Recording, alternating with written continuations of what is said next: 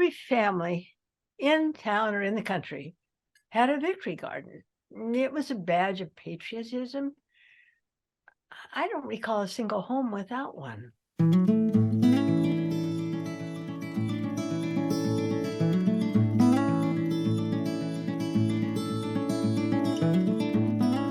My name is John Fesh. I'm Fred Fraker. My name is Nancy Lee Adams Draper. My name is Kay Ward. My name is Dobby Weigert. I'm Mark Peterson, and before he died, my friend Niall Stevens told me this story about victory gardens. I was born in 1943 in Montpelier, Idaho. I was born in my family's home in Nakata, Washington in March of 1931. In the early years of World War II, we were living in Kelowna, Iowa. Before I was born, my family lived in Illinois. And during the war years, I grew up in Claremore, Oklahoma.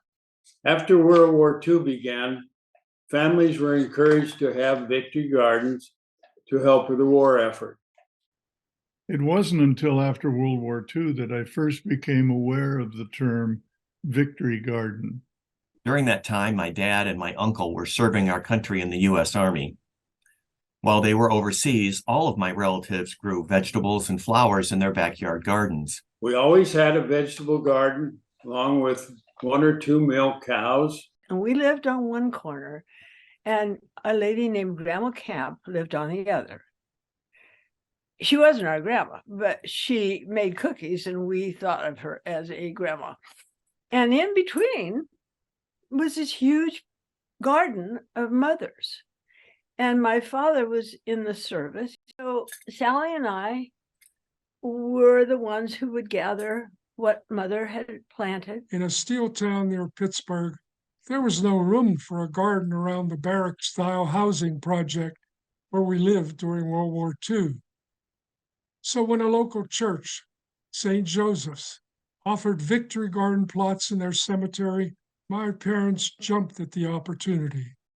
When I asked my mom if she would tell me about the wartime days from her perspective, she mostly talked about the family gardens. Our mothers would talk over the fences, mostly about their garden successes. Seeds were shared, and bragging abounded. Grandpa, a conductor on the Union Pacific Railroad, was responsible for the vegetables. He grew just about every vegetable you could think of, but my favorites were the carrots, which I was allowed to dig and eat right there in the garden.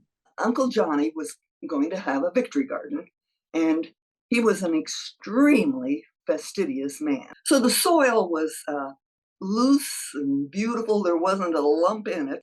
And the seeds, of course, responded to this beautiful soil and came leaping up, bright green and pretty, until they curled up and died. He had over-fertilized, and he burnt the plants up. And in a very real sense, they gave us something to do to help us keep our minds off of things such as our husbands and sons being in harm's way. The best part was after my mother had canned the harvest.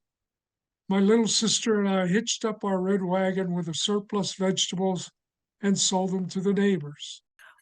We had a lot of produce, and we just put it in buckets on the porch, and people would come, and maybe we didn't have something that they had, and we'd share. Maybe that's why we got cookies.